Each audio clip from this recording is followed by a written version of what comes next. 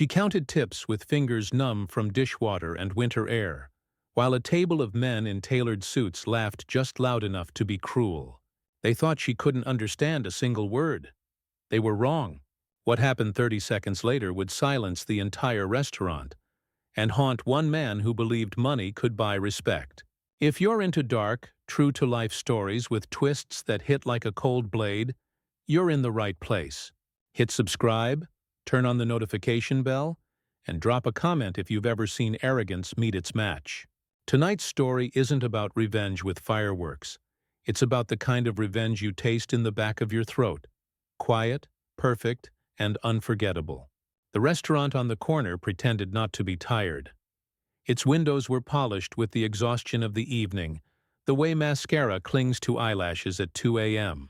The chalkboard at the entrance still bragged about the sea bass special, though the chef had scratched the last flakes from a pan an hour ago. The tile floor reflected a ceiling of low lights, dull as coins at the bottom of a fountain. Layla tied her apron with a practiced knot and told herself she wasn't cold. The air in the dining room had that post-rush hush, where every clink of glass felt like it traveled a mile. She loved and hated this hour, the time when couples paid, when late-night friends lied about just one drink, when the dishwasher hummed like a giant cat somewhere in the back. It was the hour where people revealed who they were: generous, petty, distracted, lonely. It was the hour when tips decided whether rent would love her or strangle her. On the table by the window, a candle fought for life. Beyond the glass, winter smeared the city into a watercolor. Lights stretched into ghosts, cab exhaust drifting like fog over sleeping gutters. Layla took a breath.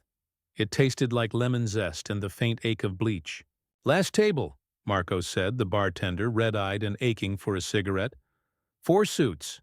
Big money, tiny souls. You want them, or should I ask Ethan?" "I've got it," Layla said. She always did. She'd learned early that if you owned the last table, the night either crowned you or cut you. Besides, she needed the extra cash. Dead phone, overdue bill, the eternal math of the almost broke. She grabbed waters and menus and walked with the easy grace of someone who'd survived too many slips without breaking a plate. When she reached the table, the men barely looked up. Their watches glowed like small moons. One of them, the oldest, kept a diamond-hard smile without warmth. He had the face of a man so used to winning that losing felt like a rumor. "Good evening," Layla said, voice smooth. "Kitchen's closing soon, but we can still do the steak frites, the mushroom risotto, and a few starters. Wine list's in the back." The youngest one, cheeks soft, sleeves too tight, cologne that insisted on itself, leaned toward Diamond's Smile and said something under his breath. The others laughed. Diamond Smile didn't.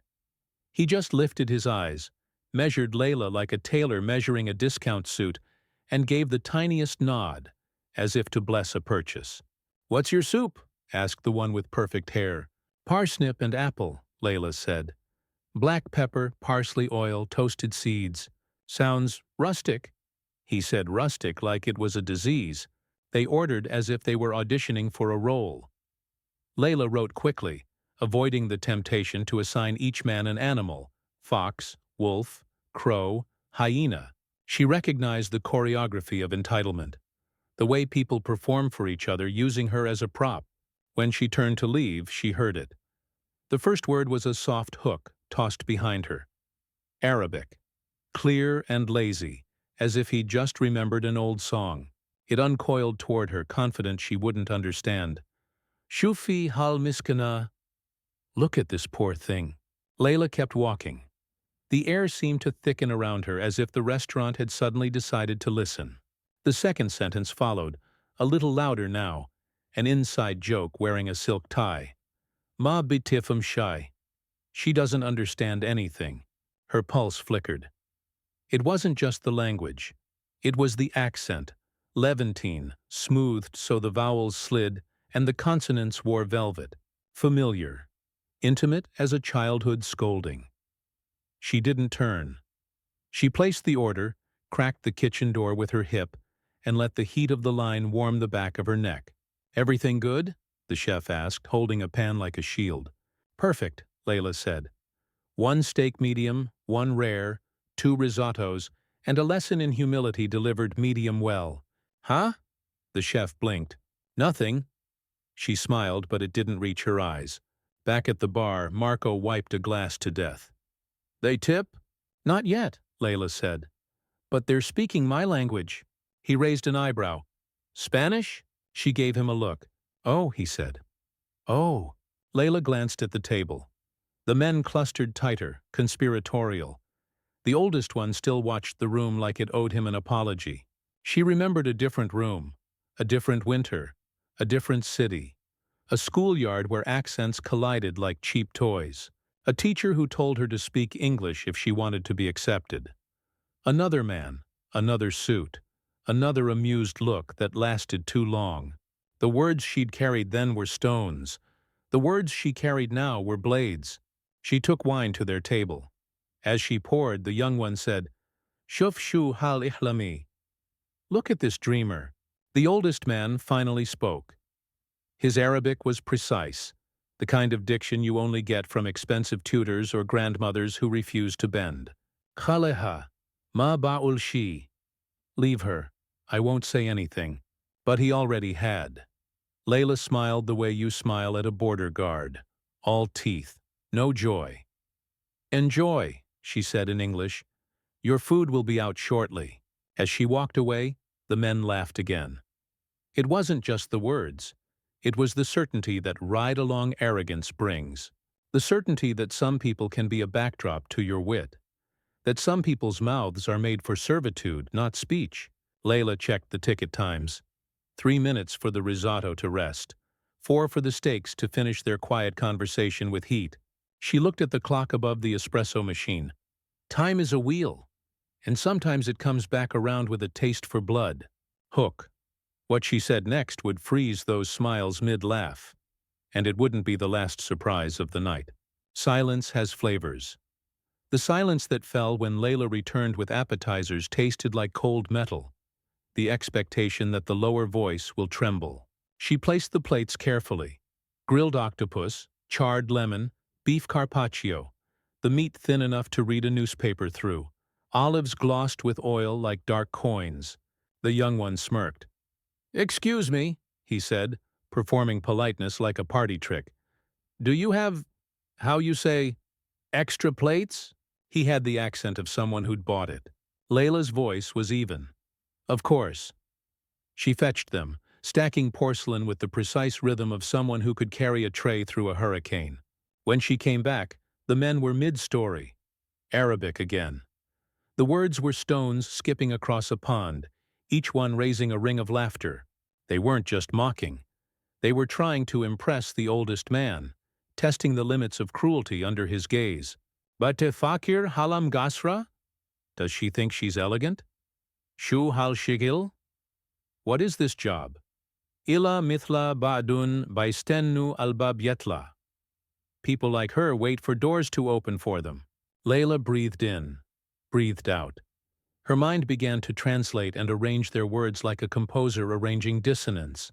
You could make a song from the ugliness if you knew which notes to hold and which to cut. She'd spent years studying words like they were doorways and needles, binding herself to other worlds, stitching together a life from different tongues. English, Arabic, French, a little. Another language that tasted like smoke and stone, carried from places a passport didn't recognize. She had collected languages because everything else had been taken. She set down the plates. Then she looked up. The words slid out of her mouth with a weight that changed the temperature of the room. Bihibakan an il akal qabl ma yubasir ahad bashakal. I prefer to talk about the food before anyone comments on appearances. The young one's face slowed, as if time had decided to watch. Perfect hair blinked. The man with the tight sleeves swallowed. The oldest man moved only his eyes. Layla continued, fluent, calm, not raising her voice. Hada tam il bahar bil layl. This is the taste of the sea at night, she said, gesturing to the octopus.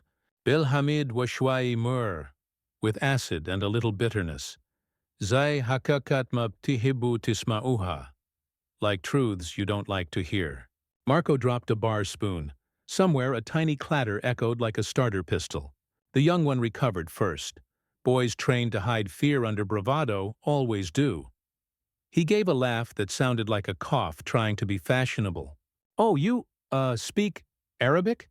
Layla tilted her head as if considering the concept of speech. "Mumkin aktar minak." "Perhaps better than you." Perfect Hair tried to reset the scene. "We were just, complimenting the service." Layla's smile didn't move. "Huwa hadat tarjime al-ibara miskana?" "Is that how you translate 'poor thing'?"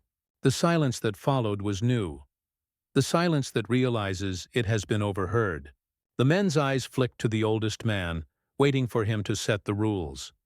He had the calm of people who know they could buy the building you work in and turn it into something you can't afford to visit. He spoke at last, Arabic very soft. "Min wine inti?" "Where are you from?" Layla's answer arrived without a country. "Min hun." "From here."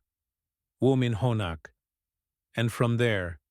"Min kul makan lama ihtaja el-luga tamani." "From everywhere language needed to protect me." That earned the smallest of nods. Not respect, recognition maybe, as if he'd found a rare coin in circulation. "Ismak?" "Your name?" "Layla." His eyes sparked with memory. "Like the song." "Like the night," she said. A moment stretched. The dining room had become an arena with linen tablecloths. The young one cleared his throat. "We were only joking." "Il nukte bit khalas lama il modur yasir anak." Jokes end when the topic becomes you. She let the Arabic land, then shifted to English, a bridge between worlds. "Your steaks will be right out." She turned to go. Her hands didn't shake. She felt something inside her settle, like a wolf laying down after a long snow. But she also felt the tremor, the knowledge that men like these didn't like being corrected. There are prices for public lessons, even elegant ones. In the kitchen the chef whistled quietly. "You okay?" Layla nodded. "Yes." Then, almost to herself, "I should have done it years ago." "Done what?" "Stopped pretending not to understand." She plated with care, dragging parsley oil on the rim like a comet's tail, nestling steaks against mounds of salt-kissed fries, grating lemon over the risotto until steam carried the scent like a secret. When she returned, she could feel the table brace. "Steak frites," she said, setting the plates. "Rare and medium. Mushroom risotto. If you need anything else—" "Imkin," the young one said, reaching for old weapons. "Maybe." Layla looked at him without blinking. He let the rest of the sentence die. The oldest man lifted his fork. "Shukran, Layla." "Thank you." That word, "thank you," didn't erase anything. It was a pebble thrown into a deep well. The sound took a long time to come back. Hook. Layla had put a name to the wolves. But one of them had teeth she hadn't seen yet, and he didn't plan to leave without using them. The night loosened like a knot under hot water. Other tables paid and vanished into cold streets. The dishwasher slowed. The chef stacked pans like shields against tomorrow. Layla cleared plates, steak bones glistening like ruins. Risotto bowls scraped to the whisper-thin ceramic where spoons had chased the last comfort. At the bar, Marco pretended to wipe while actually watching the corner table. "They gonna blow up?" "They already did," Layla said. Quietly, he nodded toward the register. "Ethan said the system's being weird. You might have to print the check twice." "Of course." Machines chose the worst moments to remember they were fallible. At the table, the men's conversation had gone careful. English now, neutral topics orbiting old money, markets and mergers, art that doubled as tax strategy. The youngest one kept glancing at Layla, as if she'd smuggled a mirror into the room and aimed it at his face. Perfect Hair checked his phone compulsively, as if a new message could rewrite the scene. The tight-sleeves guy had the clenched look of someone who would blame the weather for being cold. The oldest man, later she would learn his name was Hadi, watched Layla move through the room. Not like a hunter, more like a chess player looking at a board he thought he knew. When it was time, Layla printed the check. The printer stuttered, sighed, then spat out a ribbon of paper like a confession. She placed the folio on the table with calm hands. "Whenever you're ready," she said. Hattie slid it toward himself. His eyes scanned numbers with the indifference of those whose lives had never been measured by them. He reached for a pen. Then he paused. "Do you split tips?" he asked. "Pool," Layla said, "among servers and bar." He wrote a number. It wasn't small. He closed the folio. The young one leaned back, smirking. "Generous," he said, admiring Hadi like a small son. Layla nodded. Professional gratitude. She reached to collect the check when Hadi spoke in Arabic again, so soft she almost missed it. Il karam baybayin lamama I hada am yitfaraj. Real generosity shows when no one is watching. She froze. It wasn't the content. It was the implication. He had performed kindness knowing she would understand the line he drew around it. He wanted to be seen as noble in the same language he'd allowed others to use as a weapon. She opened the folio at the bar, because you count the coins life throws at you even if it throws them from a moving car. The tip was solid, enough to take the pressure off a bill to buy a week of breathing room. But tucked under the receipt was a business card, heavy as a key. Hadi al-Rashid, a name that traveled with headlines. A fund that had bought a hospital and a gallery and silence. A phone number without area code, the kind that works in any country if you know which door to knock on. On the back, in Arabic, Iluga Hilwe, wal Hilm Allah. Language is sweet. Ambition is sweeter. Layla felt anger bloom in her throat like a bruise. She put the card back in the folio and returned to the table. "Mr. Al-Rashid," she said in English, "thank you for dining with us." The young one grinned. "We'll have to come back. Great atmosphere." Hadi's gaze lingered. "You have talent," he said. "For languages. For composure." "Those aren't talents," she replied. "They're survival." He nodded once, as if she'd completed an equation. "If you ever want something else," he said, tapping the folio, "call." The offer hung in the air like smoke that doesn't know which way the wind is going to blow. Layla collected the folio and watched them stand. Coats shrugged on, scarves looped. The world outside waited to receive them. When they left, the restaurant took a breath it had been holding. "You okay?" Marco asked for the second time that night. Layla exhaled. "I don't like being tested." "You passed," he said. She touched the pocket where the card pressed against fabric like a small, flat heartbeat. Passed, or picked. She finished side work with the muscle memory of a soldier cleaning a rifle they hoped they'd never use. Wiped down tables, filled sugar caddies, rolled silverware, napkin corners aligned like disciplined shoulders. She changed and stepped into the night. The cold slid under her jacket. The city was a field of lights left on by people who were certain someone else would turn them off. She walked 3 blocks, then 4, avoiding patches of ice that glittered like false promises. Her phone finally resurrected to 2% at the exact moment it received a message from an unknown number. "I hope you took the card." She stopped under a street lamp. The words glowed in the winter air. She hadn't texted anyone. She hadn't called, which meant he had found her number. Money moved through invisible channels. Men like Hadi were water. They found a path. She typed, then deleted. Typed again. "Why?" The reply was instant. "Because you don't belong there." She thought of her mother's hands, always smelling of cumin and soap, of a father who taught her how to hear the difference between fear and danger, of rent notices folded like bad origami, of the sound of men laughing at the table while speaking in a language that had once tucked her into bed. "Where do I belong, then?" she wrote. "Where your tongue buys more than tips." She stared at the words. Ambition is sweeter. She could taste the sugar and the poison. Hook. Layla thought the night ended at the curb. She hadn't realized the game had just changed boards, and that the next move would be made with her past. 2 days later, a black car idled outside the restaurant at closing, its windows like thoughts it didn't want to share. Layla hadn't planned to get in. She had promised herself she wouldn't. She had made coffee so strong it argued with her heart, and she had told Marco she was just going to the bodega for milk. But the car door opened the way some doors open in life, magnetically, as if the world rearranged itself to make room for inevitability. Hadi sat inside with the stillness of expensive rooms. He gestured to the seat beside him. "You came." "I haven't decided why," Layla said, climbing in. The leather smelled like a future with fine print. "Decisions can be made in motion," he replied, and the car slid into the river of the city. They drove past neighborhoods that had learned each decade to speak a new language. Signage switching alphabets, storefronts shedding skins, rents rising like tides that didn't ask for permission. Hadi spoke minimally, as if words were a currency he refused to inflate. "You do simultaneous interpretation?" he asked. "I survive," Layla said. "Sometimes that requires speed." "You learned Arabic at home?"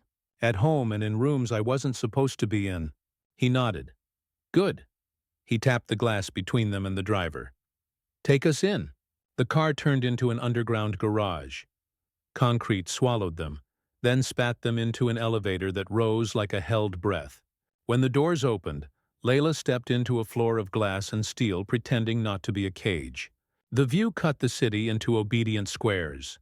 Art hung on walls in frames that cost more than rent. People moved silently like ghosts with clipboards. "This is where ambition tastes sweetest," Hadi said, an echo of the card. "Translation department." There was no sign. Just a door that opened with a card tap and a breath of cool air smelling faintly of paper and ink. Inside, a white table waited with 2 chairs and a stack of documents. A woman with silver hair and surgeon's hands sat with a tablet. She didn't smile. "Layla," Hadi said, "this is Amal." The woman nodded. "We're going to do a test, not of language only, of discretion, speed, and ethics." Layla lifted a brow. "Ethics?" Amal tapped the tablet. The screen bloomed with text. "We will read you a series of statements. Some are corporate documents.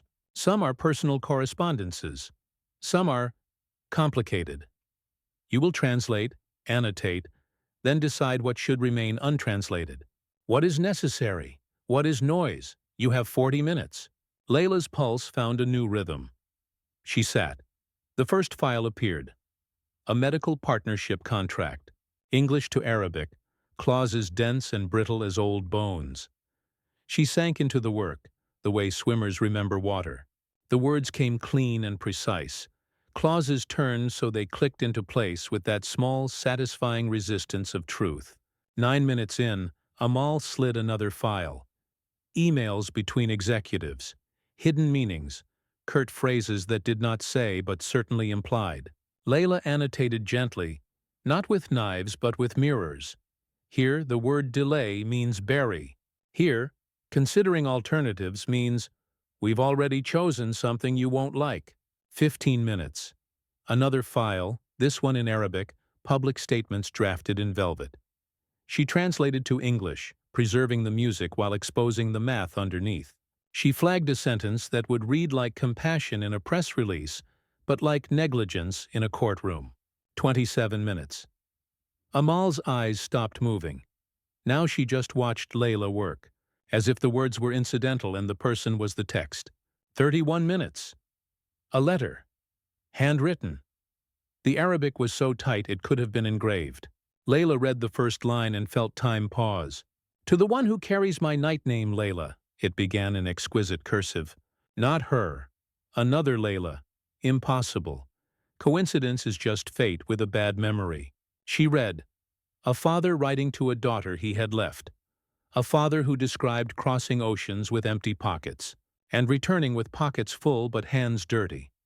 A father who spoke of money the way addicts speak of sleep, always chasing, never rested. He apologized in a way that wasn't an apology. He explained in a way that wasn't an explanation. Between lines, an address. Between lines, an admission. I built a hospital that heals bodies and a fund that injures communities. Both profit," Layla translated. Her hands were steady, but the world around them wavered. She could smell cumin and soap. She could see a teacher asking her to correct her name for the roll call. She could hear a mother saying, "He left to build a future. We will build ours without him." "Who wrote this?" she asked. Amal's face was stone. "Translate." Layla did. She preserved the blood. She left the antiseptic. 39 minutes. She finished, signed her notes, and pushed the tablet back. Amal looked at Hadi. He gave a small nod. "You pass," Amal said, but her voice wasn't pleased.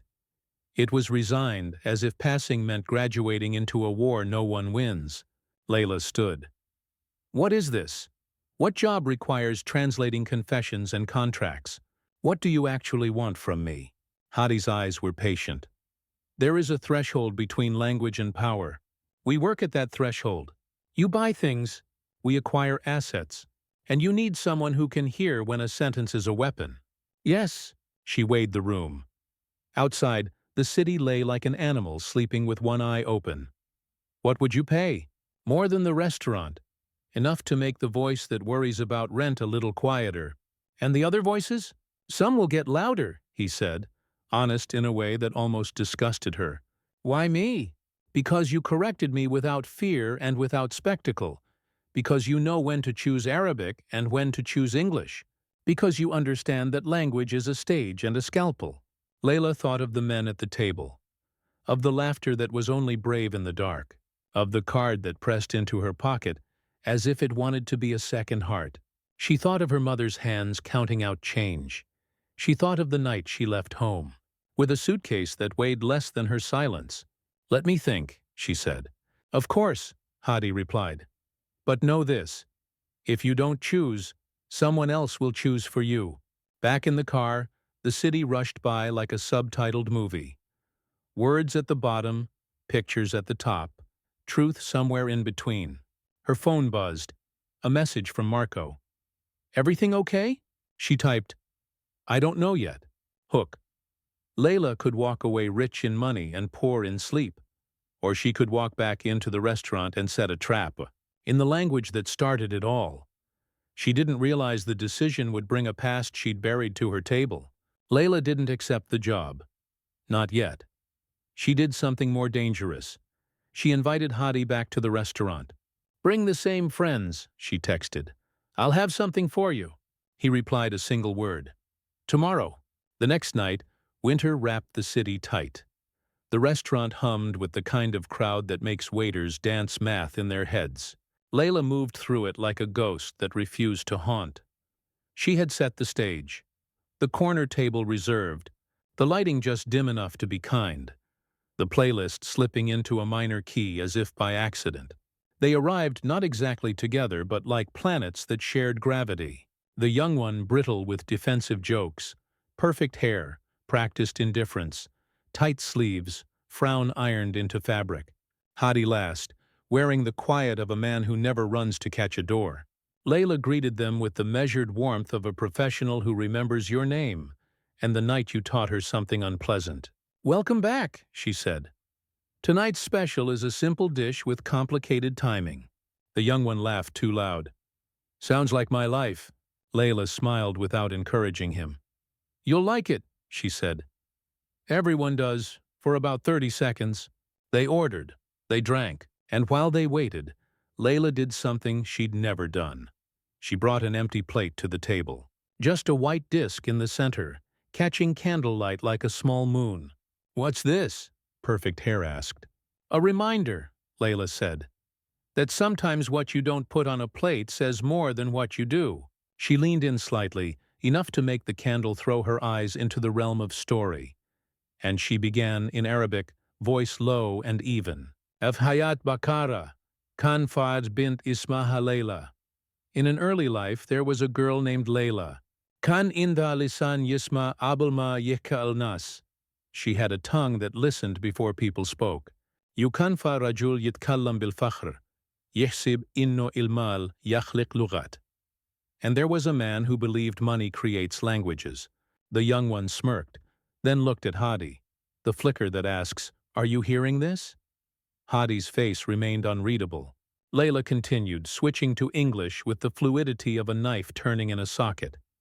The girl learned that some words are cages, and some are keys. She learned that people who laugh in one language bleed in another. She paused. The table held its breath. "Tonight," she said softly, "I'm offering a dish that lasts 30 seconds. If you can sit in silence for those 30 seconds, no jokes, no comments, no performances, then what comes next will be simple. If you can't, then what comes next will be complicated. The young one opened his mouth. Hadi raised a hand. We accept, he said. Layla nodded.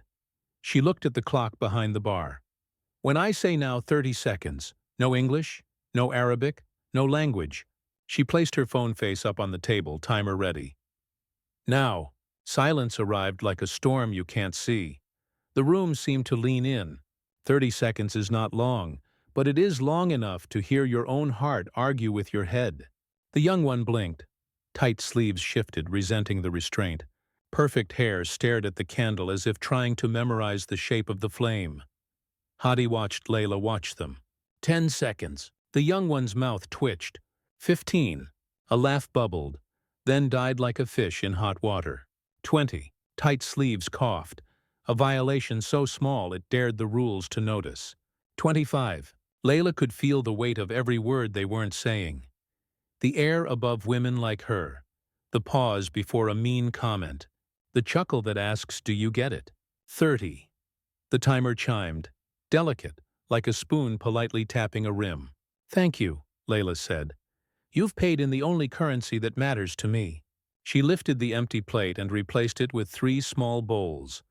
Labneh bright with lemon, olives marinated until they tasted like patience, and warm flatbread wrapped in linen. Simple food.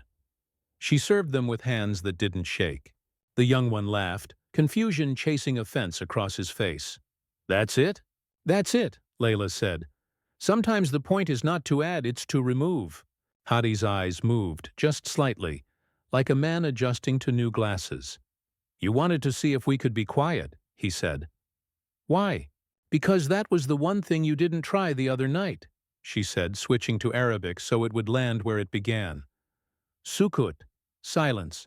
He accepted this like a diagnosis suspected but unwanted. He reached into his jacket and produced an envelope. I have a counteroffer. The young one perked up. Money, the language he truly understood. Hadi slid the envelope across the table. Your test the other night went well. Amal was impressed. Come work for me. You will oversee language at the threshold. You will choose what gets translated and what remains in the dark. Salary is generous. Discretion, priceless. Layla didn't touch the envelope. I have conditions. Name them. 1. The men at your table will apologize to every server in this room. Not performatively. 2. Donate enough to the Immigrant Legal Clinic to fund 3 attorneys for a year. No press release. 3. Anything I translate that smells like harm, I walk, with severance. The young one stared, offense crystallizing. We're not. Hadi raised a hand again. Agreed. The young one turned to him astonished. Are you serious? Very, Hadi said, eyes never leaving Layla. Some thresholds require tolls. Perfect hair swallowed. Tight sleeves looked like someone had moved the wall he was leaning on. The young one did the math of pride versus power and hated the answer. Apologize, Hadi said, still to Layla, but they felt it. He turned to his companions, now in Arabic, quiet and unambiguous. Kulu afwan. Say you're sorry. One by one, they did. Stiffly at first, then with a little more weight. Marco watched from the bar, eyebrows nearly escaping his face. Hadi stood. The donation will be made tonight.